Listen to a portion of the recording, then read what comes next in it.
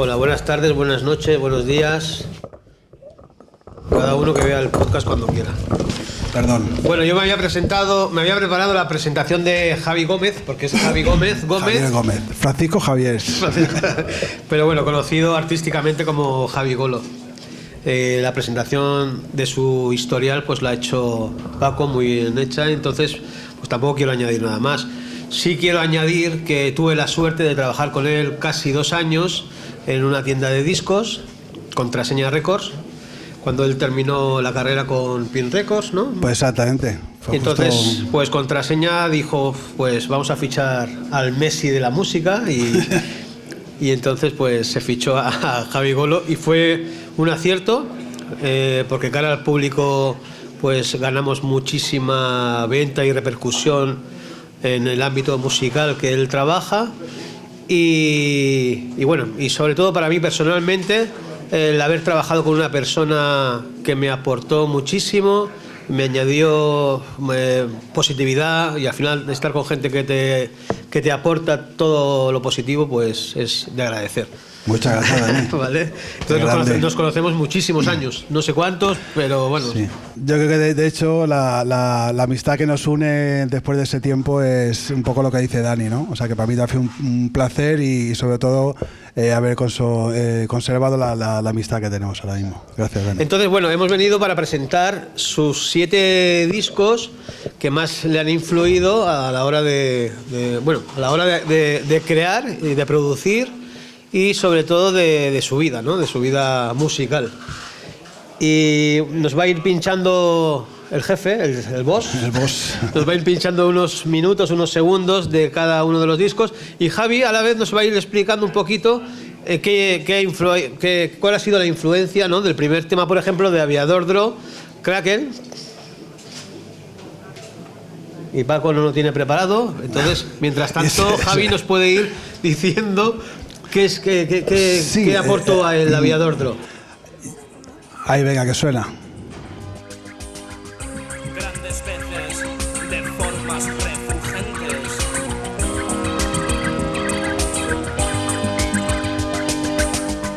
Nadan a mi alrededor.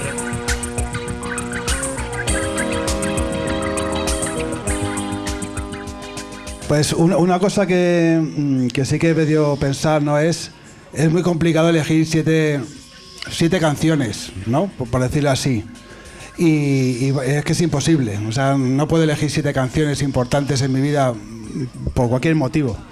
Entonces le di un poco la vuelta y al final lo que he buscado son qué canción, o grupo en este caso, ¿no? Al final yo creo que hablo más de grupo que de una canción en sí, que de verdad me explotó la cabeza cuando escuché algo de ellos, ¿no? O sea, o alguna canción en concreto y dije, joder, ¿esto qué es, no?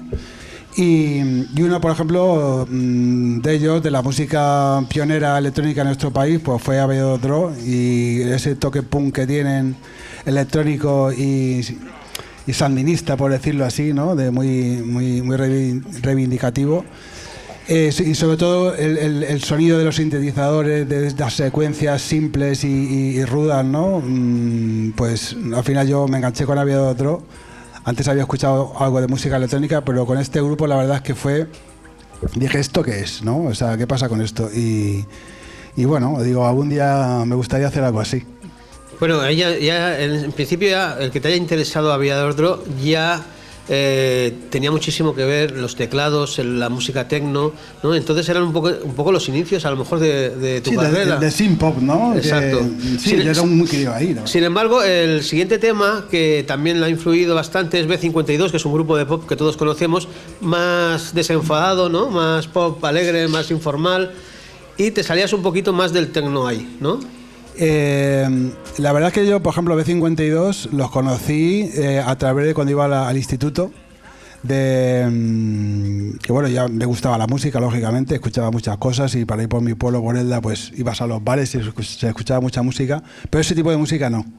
Entonces había un grupito de chicas y chicos, ¿no? Más que les gustaban el Bowie, B52, los Clash. Recuerda que está jefa aquí, ¿eh? Eran compañeras de instituto. Y se juntaban y al final, pues en aquella época se decían que eran hippies, ¿no? Bueno, siempre había que etiquetar a las personas y tal. Y entonces, claro, yo cuando me juntaba con ellas y escuchaba su música decía, ¿esto qué es? ¿No? O sea, esto no es lo que normalmente escucho o en las radios o en los sitios donde ibas a los pubs de Elda, ¿no?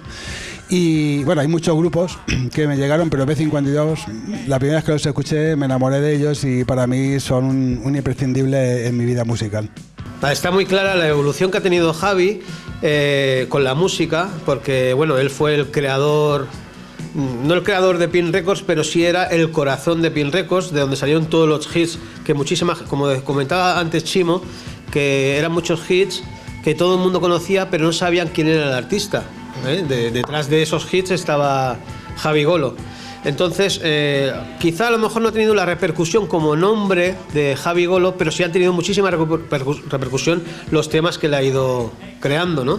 Porque no solamente se han escuchado en España, se han escuchado por el resto de Europa.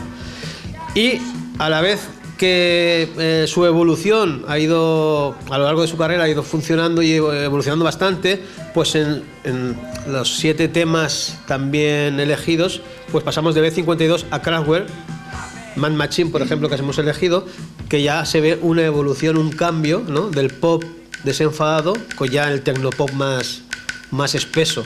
Sí, aparte Kraftwerk sí que fueron de los pioneros, ¿no? De la música electrónica a nivel mundial y sí que es cierto que yo había escuchado sus primeros discos que son a lo mejor más experimentales, pero en este disco en concreto, el LP de Man Machine, bueno, la canción de Robots o cualquier canción que esté en ese disco, la primera vez que escuché fue cómo sonaba eso. Aparte yo creo que el nivel de producción dieron un salto bastante importante y el disco suena brutal. Y ahí reforcé mi idea de que algún día me gustaría hacer música de este tipo, ¿no? Más electrónico, más eso. ¿Es posible que los temas también que hemos elegido, o que has elegido tú personalmente, han sido también que te hayan influido en estados de ánimo en algunas temporadas? Hombre, yo creo que Dani, al final la música es un estado en sí, ¿no? La música se escucha y cuando uno está más contento, pues se escucha un tipo de música, cuando está más triste otro. Y sobre todo a nivel ya de como productor es un poco reflejar cómo se siente la persona, ¿no? Igual que un escritor escribe sus memorias o su estado o una novela, siempre se refleja en él. Y con la música al final uno cuando compone siempre hay algún... En la canción que vas a componer en ese momento, si te pones a analizarla, hay un momento de estado anímico de ese compositor. Bueno, pues el siguiente tema que ha elegido es Depeche Mode, ¿vale? Que es un clásico que todos conocemos.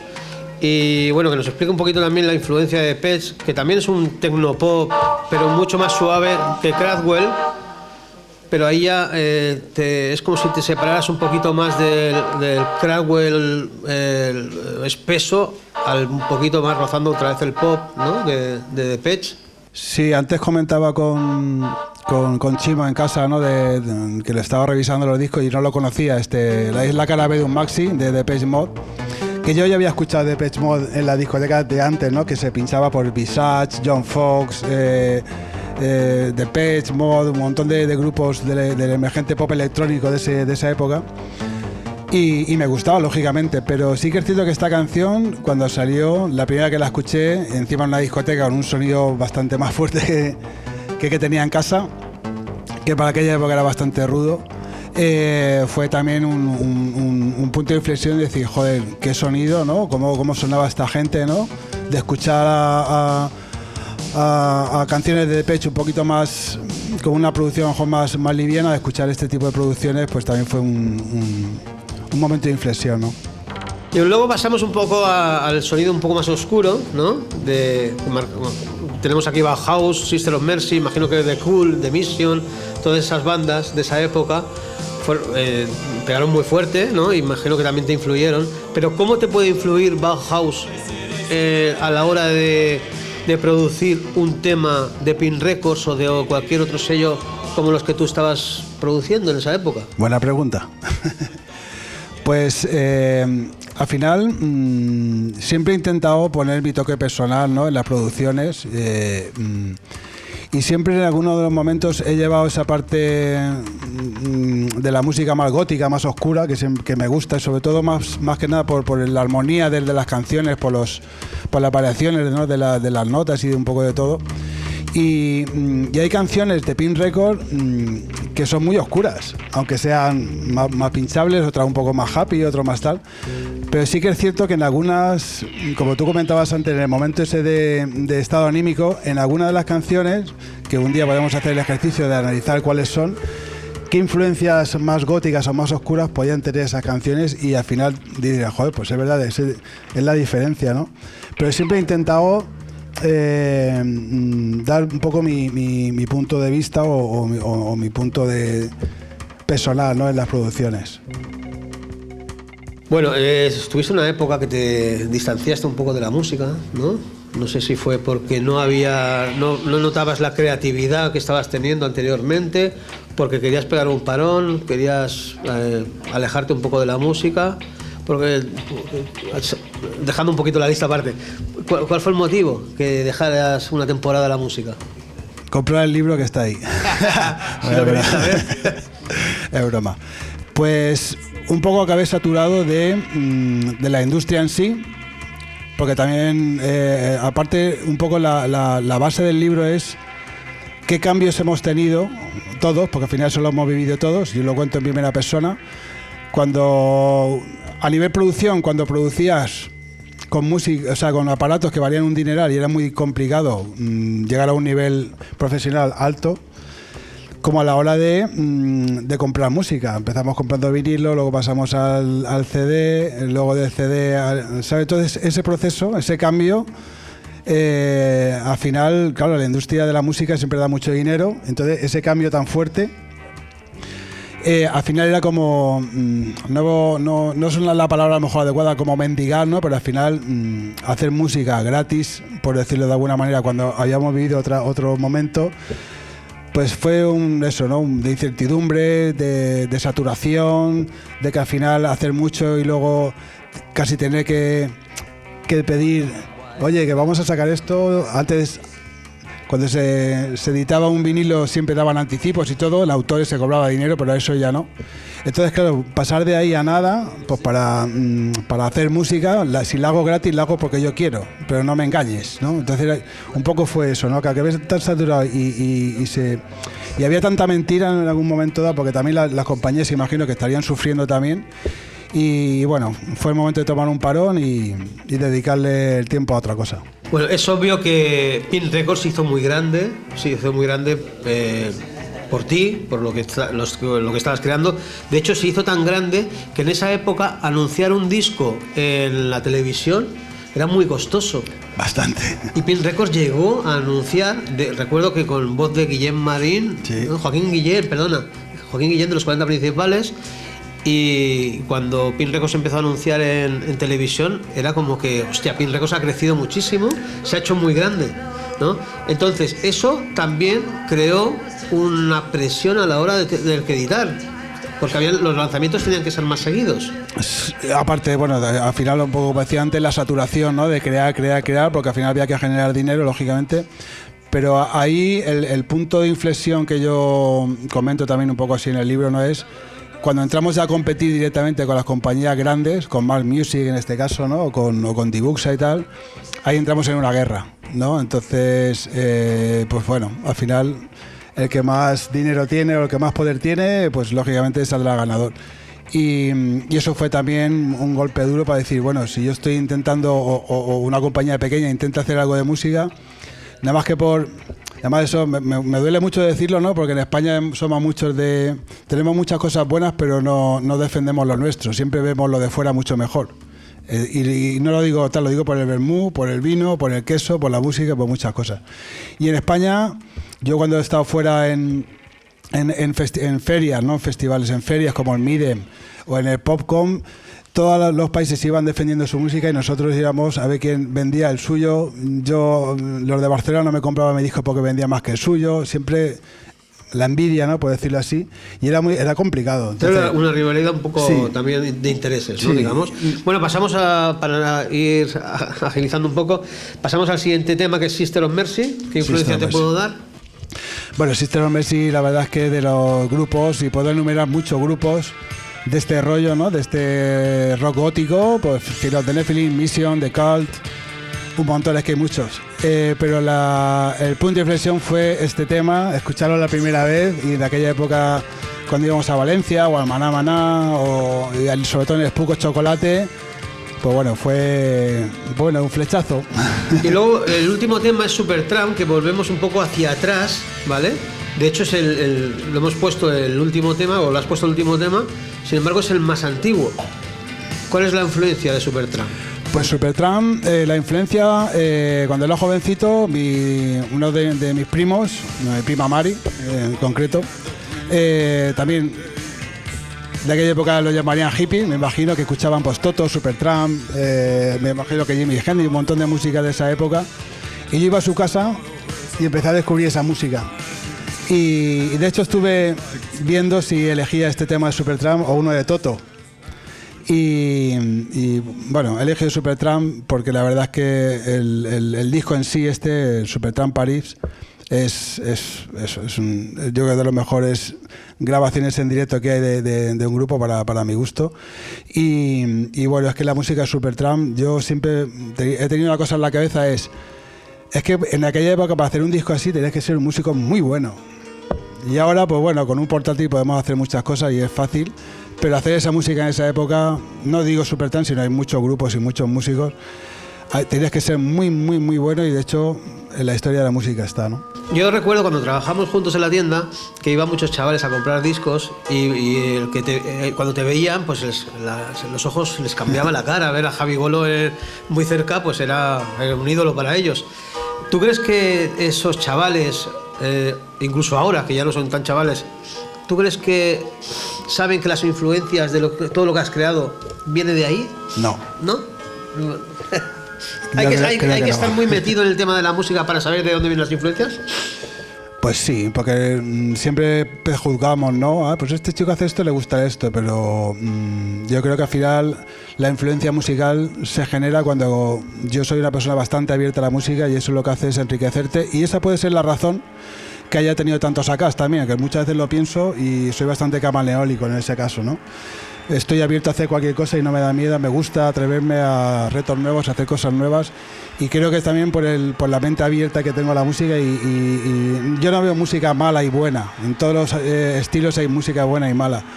Es estar abierto y estar receptivo a cualquier cosa, porque siempre hay cosas que te pueden sorprender en cualquier estilo. Sé que tienes un estudio en casa, ¿no? Sí. ¿Cuántas horas te tiras ahí dentro? Ahora menos.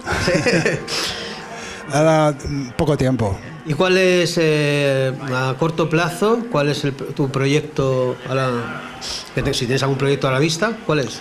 Bueno, voy haciendo contar algunas remezclas para gente de por ahí, como esa gente de Alemania, de Brasil, que van saliendo cosillas, pero ya lo hago disfrutando, ¿no? Sabiendo que no genera económicamente nada, pero lo hago porque me gusta y es una pasión.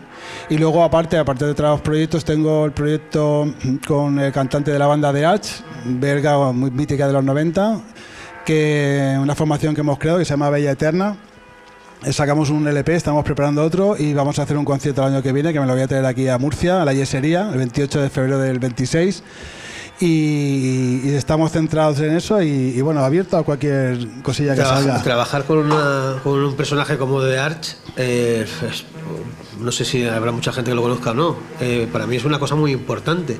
¿Cómo has podido llegar a contactar con él, o cómo él ha llegado hacia ti? Bueno, contactamos a través de Facebook y empezamos a hablar y empezamos a hacer cosillas juntos y tal, y la verdad hemos creado una buena relación también. Es un tío bastante majo, aparte que es un tío súper top, porque aparte de cantante de Arch, el tío es el videodirector de Tomorrowland. Ha estado de giras con Night Nights, Robbie Williams, Katy Perry, bueno, para nombrar un montón de cosas, como director de vídeo, y lo del grupo es un tío muy profesional. Y bueno, son cosas de la vida que muchas veces no sabes cómo, pero al final pues, hay buena relación, mucha sinceridad, bastante compenetración y que cuando uno, como tú y yo, nos caemos bien, al final eso es para toda la vida, yo creo. Entonces hay esa magia, ¿no? Por decirlo así, que es algo muy bonito. Pues bueno, para finalizar yo quería dar las gracias a Paco, porque me ha llamado para hacer la entrevista a Javi. Es la primera entrevista que hago en mi vida, no he hecho nunca una entrevista, alguna vez me han hecho alguna y no sabía cómo iba a salir. Paco me lo propuso, cuando me dijo que era para Javi Golo, pues le dije que sí. Cualquier otro le hubiera dicho que no, porque no sé llevar una entrevista, ni sé cómo montarla, ni cómo crearla. Pero para mí lo mejor de Javi, aparte de la música, que todos valoramos, es su forma de ser, su cercanía, su forma de relacionarse con la gente. Para mí es muy importante que las personas sean buenas personas y para mí Javi hace casi 30 años que nos conocemos, a lo mejor hasta 30, pues me ha aportado todo eso, todo lo bueno de la personalidad que tiene. La música, seguro que es buena, seguro que es buena. Muchas gracias, Dani. Yo pienso igual, o sea, para mí es un placer que hayas sido tú la persona que haya hecho esa entrevista y bastante buena, por cierto, o sea, que enhorabuena por esa primera vez y que bueno, que esto es para siempre, Dani. Muchas gracias. Un aplauso para Javi. Dani.